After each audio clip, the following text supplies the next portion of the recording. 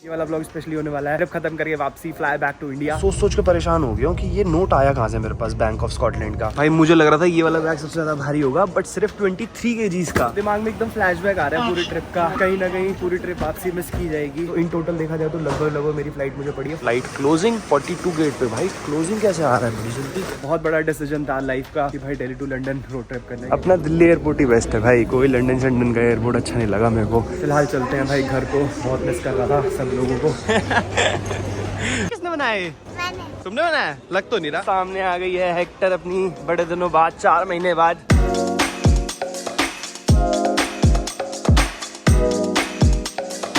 आ गया भाई वापसी होटल टहल के। और ये वाला ब्लॉग दोबारा शुरू किया, मतलब लास्ट ब्लॉग जस्ट अभी खत्म किया है मैंने। मेन एंट्रेंस कहाँ है भाई?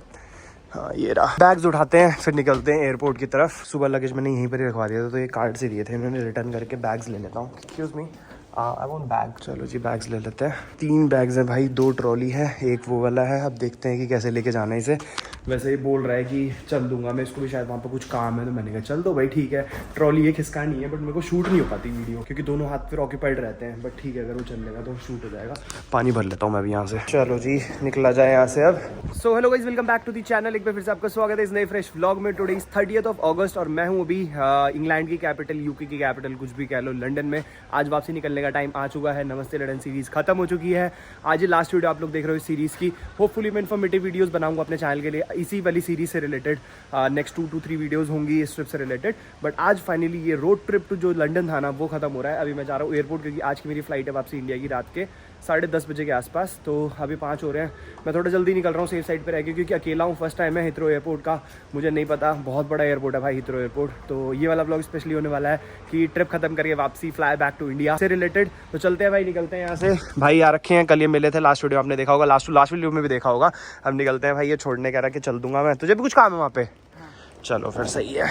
मैं कहा अकेले जाने से अच्छा है कोई मिल जाए तो ज़्यादा वो सही रहता है, क्योंकि एक बैग ना पकड़ लिया उसने, वरना मेरे को 3 बैग साथ में लेके चलने पड़ते।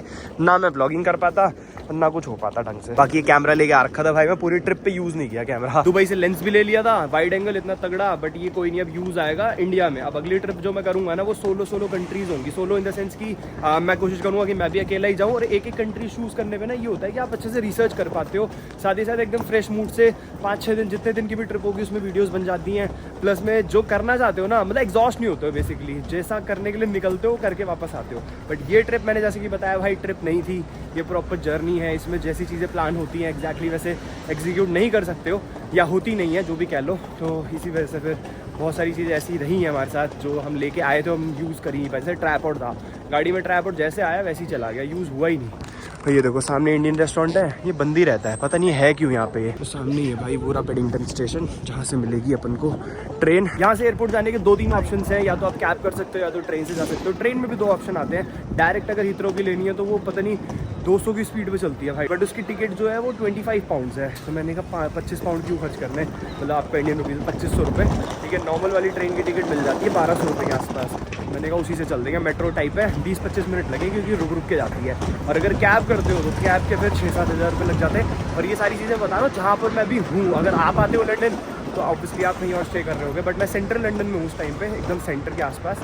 तो यहाँ से लगभग यही प्राइस पड़ता है, क्योंकि हीथ्रो एयरपोर्ट थोड़ा सा बाहर है सेंट्रल लंदन से। एयरपोर्ट पे सब कुछ बहुत महंगा मिलता है। मैं कहा चल सब पैक करा लेता हूँ, कुछ तो होगा खाने के लिए वहाँ पे। लो भाई पैक करा लिया मैंने, अपने लिए भी, भाई के लिए भी एक करा लिया है। चलो चला जाए, इस तरफ जाना है पैदल। चलो जी आ गए हैं, वेलकम टू पेडिंगटन स्टेशन। भाई वीडियो में ये है अपना पेडिंगटन स्टेशन, जो कि बहुत मेन स्टेशन भी बोला जाता है। और इसका भी लास्ट वीडियो में आपने देखा होगा, बताया था मैंने, कुछ दिन पहले गया हूँ यहाँ से। ठीक है, तो यहाँ पर सामने ट्रेन लगी हुई है, चल के पास से दिखाता हूँ। चलो हिथ्रो की देखनी पड़ेगी, टर्मिनल 3 की कहाँ से है, टर्मिनल 3 की कहाँ से निकलती है? अच्छा उधर से ही है। चलो यहाँ पे देखो ये वाली ट्रेन जो लगी हुई है ना, सारी इंटरस्टेट है, जो लिवरपूल या फिर कहीं और जाना है आपको यूके में, तो ये वाली वहाँ जाती है एकदम बुलेट है, 200 की स्पीड से चलती है ये। बाकी हम लोगों को तो मेट्रो से जाना है, तो वो वाली देखते हैं कहाँ है। वन कार्ड को पता नहीं क्या हो गया, चल नहीं रहा, एक बार फिर से टैप करके देखता हूँ, अगर हो जाए तो ठीक है, नहीं तो फिर डेबिट कार्ड ही करना पड़ेगा भाई, डेबिट कार्ड से ही करना पड़ेगा। हमने भाई टिकट ले रखी है, हमारा गाड़ी नहीं चल रहा, पता नहीं क्या हो गया भाई वहाँ पे टैप। तो ये टैप इन टैप आउट मतलब क्रेडिट कार्ड या डेबिट कार्ड से कैसे वर्क करता है वो बता देता हूँ भाई। जहाँ पर भी आप टैप इन करोगे ना वहाँ पर बेसिकली वो रिकॉर्ड में आ जाएगा उनके कि आपने स्टेशन पे टैप इन किया है। जहाँ जिस भी स्टेशन पे जाके टैप आउट करोगे उस हिसाब से आपके पैसे कटने हैं, क्योंकि अगर सबका सेम अमाउंट कटने लग गया तो कोई 2 स्टेशन जा रहा है, कोई 20 स्टेशन जा रहा है, तो फिर वो अनफेयर हो जाएगा ना। तो इस हिसाब से ये लोग कैलकुलेट करते हैं। बाकी मुझे लग रहा है रास्ते में खड़े हैं, थोड़ा साइड हो जा भाई। आ जा भाई साहब, ट्रेन देखने कितनी भरी पड़ी है। यहाँ पर कोई उतरेगा तो है नहीं, हालत ख़राब हो जाएगी भाई। खड़े खड़े है भी दूर, यहाँ से 20-25 मिनट लगेंगे भाई। खड़े खड़े जाना पड़ेगा, सीट है तो कुछ खाली, देखते हैं चलो।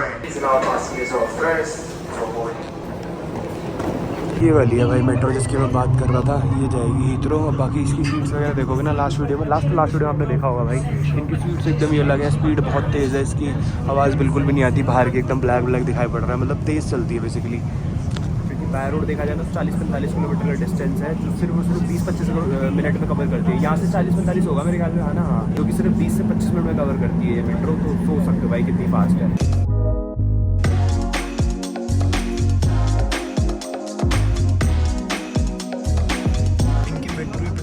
ऐसा लग रहा है रेलवेज की नहीं जैसे पटरियाँ सेम वैसी।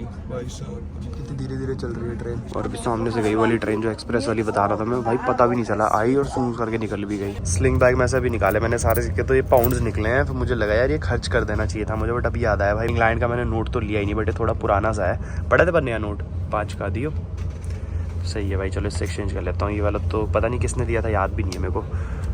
क्या बात है, ये हो गया अपना इंग्लैंड वाला नोट। हर कंट्री से एक नोट ले लिया है। बट एक कॉमेडी ये हो गई भाई, यूरोप में इतने टाइम रहा मैं, यूरोप से मैं यूरो लेना ही भूल गया। मेरे को कॉइन्स है बहुत सारे बट नोट नहीं है एक भी। बट कोई बात नहीं, यूरोप के चक्कर तो लगते रहेंगे, फिर कभी ले जाएंगे। ये देखो नोट कितना प्यारा सा है भाई, यूके का, एकदम प्लास्टिक का नोट है, ठीक है। इसी वजह से फटता फुटता नहीं है। जब इस पर क्रैक्स आते हैं ना तो सिर्फ इसका कलर छूटता है। और ये बना हुआ है बिग बेन, तबड़ा नाइस। और भाई मैं सोच के परेशान हो गया हूँ कि ये नोट आया कहाँ से मेरे पास बैंक ऑफ स्कॉटलैंड का। बस मैं कैश दे रहा था एक जगह, तो उनको मैंने नोट पकड़ा तो वो ऐसे देख रहे, फिर मेरे एकदम से नजर गई बैंक ऑफ स्कॉटलैंड क्या सिस्टम है। तो ये मुझे समझ नहीं आया क्यों, क्योंकि मैंने स्कॉटलैंड में ना तो कैश निकलवाया, ना ही मेरे पास उस टाइम पे कैश था। इंग्लैंड का पाउंड देखोगे ना तो कुछ इस तरीके का होता है, स्कॉटलैंड का देखोगे तो कुछ इस तरीके का होता है, मतलब एकदम ही अलग है कलर। और इस पे भी लिखा हुआ है देखो बैंक ऑफ स्कॉटलैंड, बट यहाँ पर लिखा हुआ है 10 पाउंड स्टर्लिंग। तो ये ऐसा कह रहा है कि भाई इसमें स्कॉटलैंड का कोई लेना देना नहीं है, ये बेसिकली आप कहीं पे भी चला सकते हो पूरे इंग्लैंड या फिर पूरे यूके में, है ना, यही कह रहा है ना तू। बट ठीक है, अब किस्मत देखो, स्कॉटलैंड में भी चलता पाउंड ही है, बट मेरे को स्कॉटलैंड से भी एक कहीं ना कहीं सोवेनियर टाइप का कुछ मिल गया जिसपे लिखा हुआ है देखो ग्लेनफिनेन वायडक्ट, जो कि हैरी पॉटर में वो जो ब्रिज था जो मैंने कुछ वीडियोस पहले मैंने आपको दिखाया था। तो मतलब एक एज अ सोवेनियर रख लेते हैं, क्या दिक्कत है। बाकी कैश बहुत सारा हो गया भाई, ले जाने कम से कम 15-20 हज़ार रुपये। तो मैं सिर्फ करेंसी लेके जा रहा हूँ इधर उधर की। ये वाला ये भी पाउंड है, ये भी पाउंड है, वो वाला 100 का चेक रिपब्लिक का है। बाकी बैग में भी भर रखा है, कहीं कस्टम वाले पकड़ रहे हैं सामान के, वैसे निकल रही इतनी सारी करेंसी, वही कर लेंगे मेरे को। चलो भाई हीथ्रो टर्मिनल 3 की अनाउंसमेंट हो चुकी है, चलते हैं, पहुंच ही गए बस। अच्छा एग्जिट नहीं करेगा, स्टेशन एग्जिट नहीं करेगा, चलो सही है। तो मतलब ये एग्जिट नहीं करेगा, क्योंकि एग्जिट अगर कर दिए तो कितने पाउंड लगेंगे? 13.5 पाउंड। अरे राम, तो अभी भी तेरे 13.5 पाउंड लगेंगे। अभी तू वापस जाएगा वहीं पे टैप आउट कर देगा तो नहीं लगेंगे? अब मैं हैंडवेल जाऊंगा तो मैं 3.2 ही कटेंगे। अच्छा प्रेडिक्टेड से, अच्छा हाँ फिर तो सही है। अगर यहाँ पर टैप आउट करेगा फिर यहाँ से वापस जाएगा तो उसके 2600-2700 रुपये लग जाएंगे, है ना। वहीं से डायरेक्ट जाके वहीं टैप आउट करेगा तो सिर्फ 300 रुपये लगेंगे, सही है। अच्छे खासे टाइम के लिए रुकती है वैसे यार यहाँ पे ना ट्रेन, क्योंकि सबके पास बैग्स होते हैं, इनको ही पता है एयरपोर्ट है।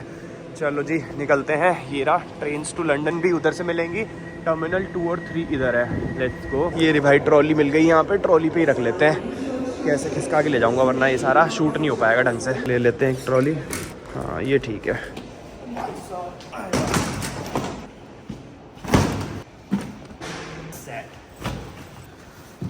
सारा सामान हो गया भाई, ये तो पर बहुत भारी हो गई, चलेगी ना। हाँ चलो भाई, यहाँ से लिफ्ट लेनी पड़ेगी मेरे को टर्मिनल्स पे जाने के लिए। ठीक है bro, thank you so much आने के लिए, अच्छा लगा मिलके। नहीं आता तो मेरी हालत ख़राब हो जाती सामान ढोते।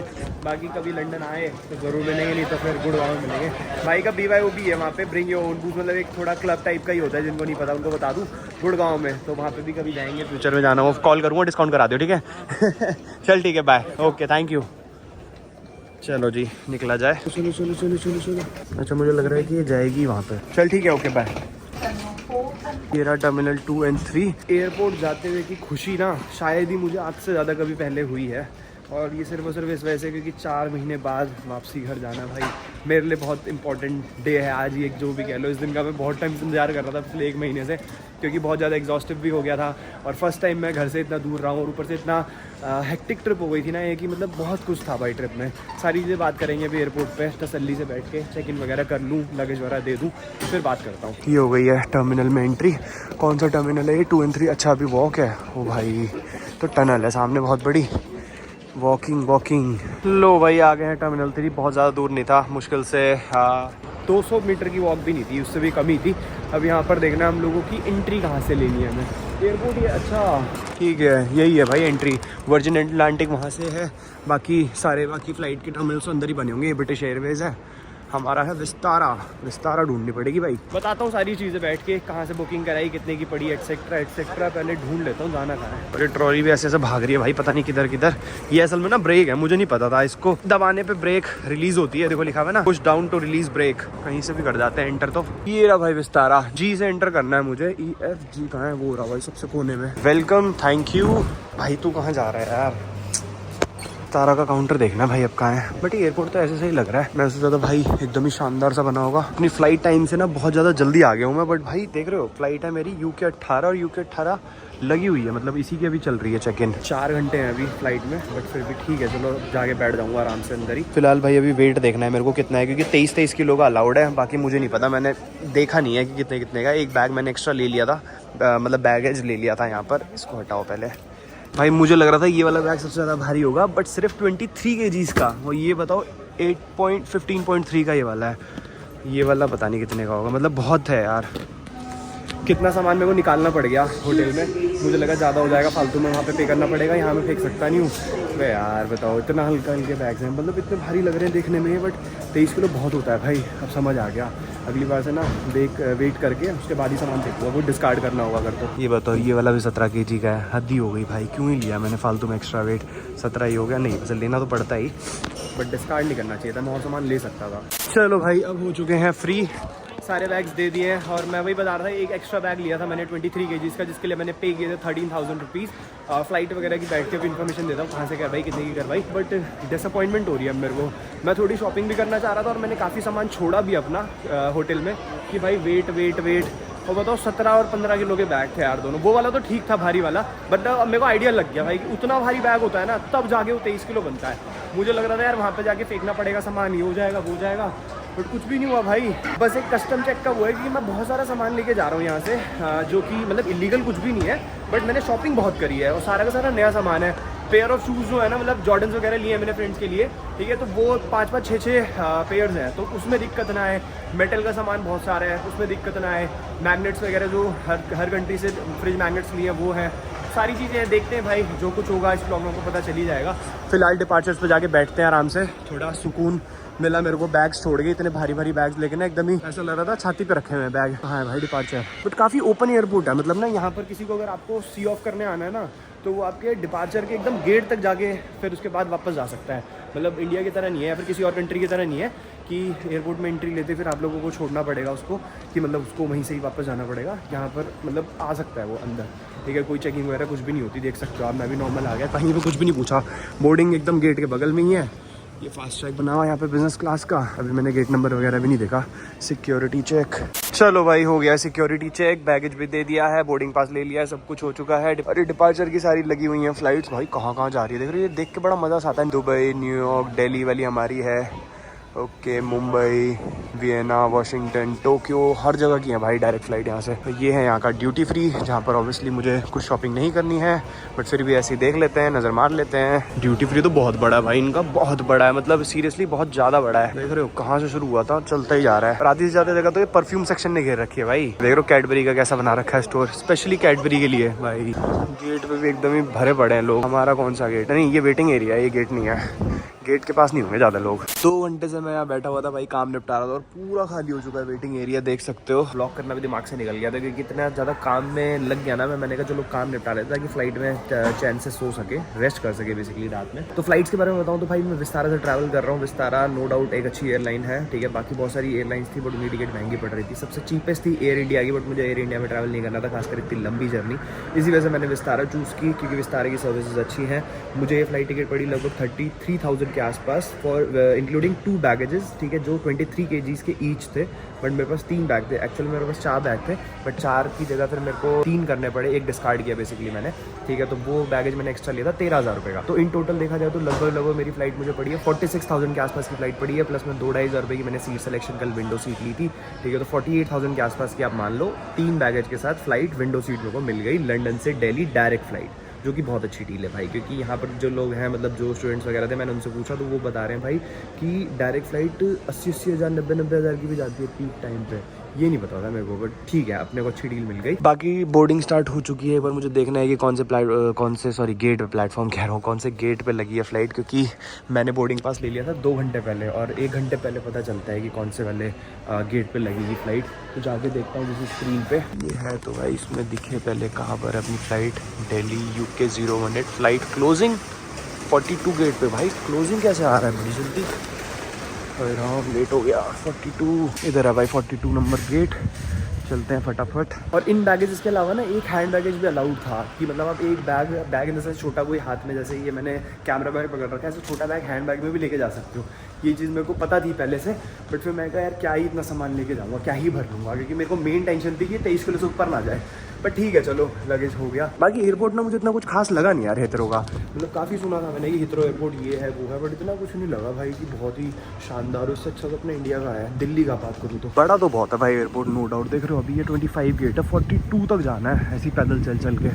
भाई सीरियसली इतनी एक्साइटमेंट हो रही है ना, मैं कितनी बार बोल चुका हूँ जब से व्लॉग स्टार्ट हुआ है, मतलब दिमाग में एकदम फ्लैशबैक आ रहा है पूरी ट्रिप का कि कहीं ना कहीं पूरी ट्रिप आपसे मिस की जाएगी। ये वाली दोबारा ट्रिप होनी नहीं है, मिस करने वाला हूँ ऑब्वियसली इस ट्रिप को। हर एक कंट्री याद आएगी, कब सोचा था कि ऐसे ऐसे कभी करेंगे, 1 साल की प्रिपरेशन लगी थी, फिर जाके फाइनली ये वाला स्टेप उठाया कि जाना है, ठीक है। बहुत बड़ा डिसीजन था लाइफ का कि भाई Delhi to London road trip करना है, क्योंकि बहुत एक्सपेंसिव ट्रिप है। मैंने अपना पूरा प्रोफेशन चेंज किया, MNC में वर्किंग हूँ मैं, स्टिल मैंने वहाँ से लीव ली, फिर मैंने ये ट्रिप करी। बट अच्छा रहा भाई सब कुछ, बहुत मज़ा आया, परेशान भी बहुत हुए, रोए भी बहुत, हंसे भी बहुत, खेले बहुत, एंजॉय भी बहुत किया। मतलब ओवरऑल एक्सपीरियंस मेरा बहुत अच्छा रहा भाई पूरी ट्रिप का। मैं आज सबको सजेस्ट करूँगा एक बार ज़रूर करो ये ट्रिप लाइफ में, अगर मौका मिलता है, आपकी जेब अलाउ करती है, आपको टाइम अलाउ करता है, आपका प्रोफेशन अलाउ करता है, तो ज़रूर करो एक बार ये, मतलब लाइफ चेंजिंग ट्रिप है ये। और सबसे इंपॉर्टेंट चीज़ पता है क्या, मतलब जो एज अ इंडिविजुअल या मेरी जो पर्सनैलिटी थी ना इस ट्रिप पे आने से पहले, मेरे को डेफिनेटली ये लगता है कि अब मैं चेंज हो गया हूँ। सिर्फ 3 महीने में बहुत सारे चेंजेस आए हैं, क्योंकि ये ट्रिप ऐसी है ना भाई, इसके अंदर बहुत सारी चीज़ें सीख जाता है बंदा। और वैसे भी ट्रैवल करके तो भाई ऑब्वियसली बंदा मैच्योर होता ही है, ट्रैवल करके आप नए नए लोगों से मिलते हो, नई नई जगह देखते हो, बहुत सारी चीज़ें सीखते हो। बट इस ट्रिप में ना वो सारी चीज़ें 2 गुना हो जाती हैं, वैसे समझ लो। फिलहाल चलते हैं भाई घर को, बहुत मिस कर रहा था सब लोगों को। वापस जाने वाले फ्रेंड से मिलते हैं, फैमिली से मिलते हैं, जल्दी वापस एक ऐसी कोई ट्रिप प्लान करते हैं by road. 42 gate number boarding के लिए लाइन लगी पड़ी है, मुझे लगा सब लोग वहाँ पे लिखा हुआ आ गया था गेट क्लोजिंग। ये देखो यहाँ पे भी लिख रहा है गेट क्लोजिंग, बट हैं काफ़ी लोग अभी बैठ ही जाते हैं भाई, अभी तो बहुत लंबी लाइन लगी पड़ी है यहाँ पे। थोड़ा बहुत काम निपटा लिया, थोड़ा बहुत अभी बैठ के निपटा लूँगा, लंच डिनर करेंगे, सीधा सो जाऊँगा भाई। सुबह उठूँगा सीधा इंडिया में, पहुँचने वाले होंगे होपफुली तब। यहाँ पे पता नहीं किस चीज़ की भीड़ लगी हुई है भाई।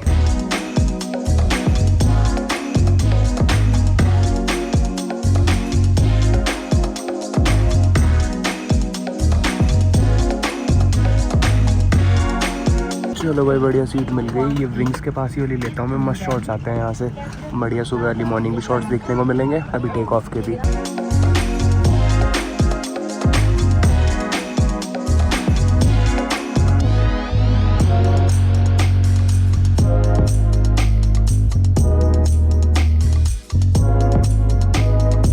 सुबह के 4:30 बज रहे हैं भाई, बाहर का नज़ारा कुछ ऐसा है जो आपको दिखाई नहीं पड़ेगा।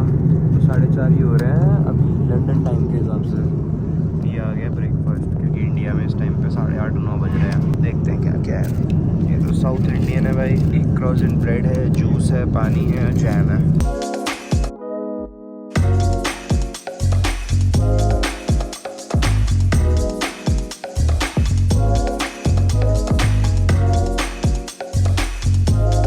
चलो भाई फाइनली आफ्टर 110 डेज पहुंच चुके हैं वापस इंडिया। अंदर एकदम खुशी की लहर दौड़ गई जैसे ही फ्लाइट लैंड हुई। बाहर घर वाले वेट कर रहे हैं, रिसीव करने आए हैं, बट मुझे नहीं पता कितना टाइम लगेगा यहाँ से बाहर जाने में। फिलहाल अभी चल के देखते हैं, बैगेज कलेक्ट करना, कस्टम क्लियर करना, क्या क्या है। इमिग्रेशन पे भी ज़्यादा भीड़ लगेगी इसलिए जल्दी चलते हैं यार।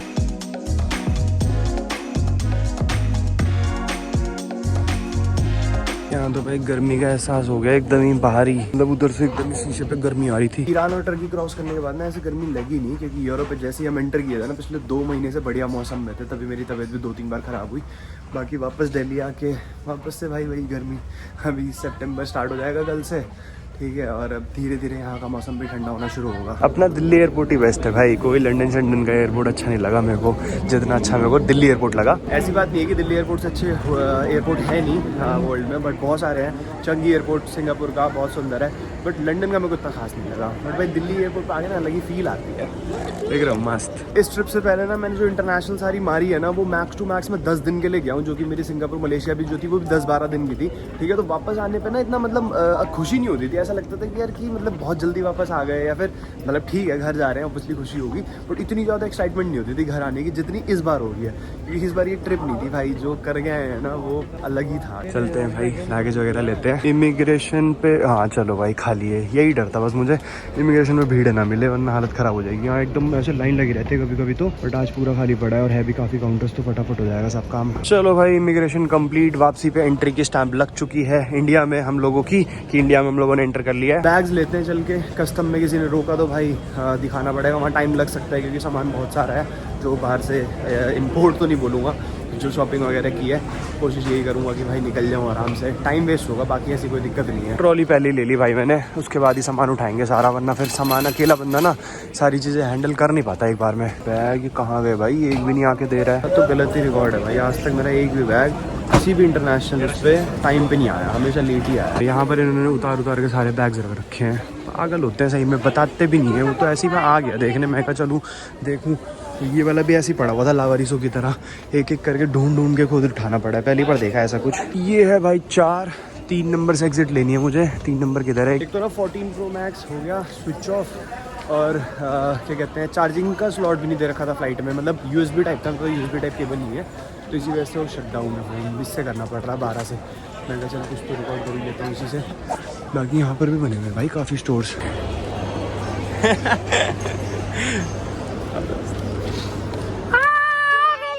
किसने बनाए? तुमने बनाया? लग तो नहीं रहा। तुम स्कूल क्यों नहीं गई आज? छुट्टी ले ली? चलो भाई निकलते हैं। लो भाई सामने आ गई है हेक्टर अपनी, बड़े दिनों बाद 4 महीने बाद स्कॉर्पियो चला के थक गया, अब थोड़ी लग्जरी का आनंद लिया जाए। स्कॉर्पियो वैसे है तो अच्छी गाड़ी, नो डाउट, इतना कुछ खराब नहीं लगी, बट थोड़ी ना रफ एंड टफ मानी जाती है। अपने इंजन के लिए ज़्यादा फेमस है, ज़्यादा कंफर्ट के लिए फेमस है, बट ऐसा उसके अंदर ज़्यादा कोई फीचर नहीं है। But Hector proper feature oriented है। काफ़ी लोग बोलेंगे भाई कहाँ कंपैरिजन कर रहे हो स्कॉर्पियो और हेक्टर का, बट एकदम डिफरेंट सेगमेंट तो सेम है, बट ये फीचर्स के लिए, वो अपनी परफॉर्मेंस के लिए ये कह सकते हो कि ये सब नहीं मिलता ना स्कॉर्पियो में। तो भाई साहब अब इसको चलाएंगे कुछ दिन। वैसे दिल्ली में बहुत ड्राइविंग करी है मैंने, ऐसी बात नहीं है कि मेरे को गाड़ी चलाने की आदत नहीं है दिल्ली में, बट भाई ये ट्रैफिक है ना जो मतलब एकदम इरिटेट कर रहा है आज खास करके, कि इतने महीने से देख के एकदम ही लेन ड्राइविंग फॉलो करके ना आदत पड़ चुकी थी, और इस टाइम पे देख के ये कहाँ से आ गया, वो कहाँ से आ गया, और ये होता है यूजुअली। मैं गाड़ी चलाऊंगा ना तब ज़्यादा इरिटेशन होगी, बट 1-2 दिन में फिर वापस से यूज टू हो जाऊँगा।